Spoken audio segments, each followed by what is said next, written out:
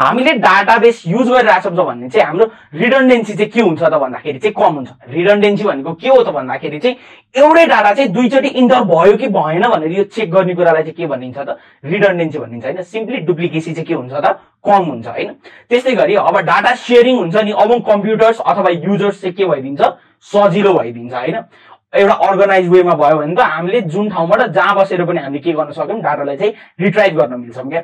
अब अर्को कुरा चाहिँ के छ त भन्दाखेरि चाहिँ हैन हामीले डाटाबेसमा चाहिँ डाटाबेस म्यानेजमेन्ट सिस्टममा चाहिँ डाटा राख्यो भने चाहिँ के हुन्छ त भन्दाखेरि चाहिँ हाम्रो डाटा चाहिँ सेक्युर भएर बस्दिन्छ हैन। र अर्को चाहिँ के हुन्छ त भन्दाखेरि चाहिँ हाम्रो जुन एउटा युजरले मात्र चाहिँ युज गर्न मिल्छ क्या, भनेको जसलाई चाहिँ अथोरिटी छ उसले युज गर्न पायो हैन। डाटाबेसको पासवर्ड जोसँग छ उसले त्यो डाटाबेस चाहिँ एक्सेस गर्न पायो।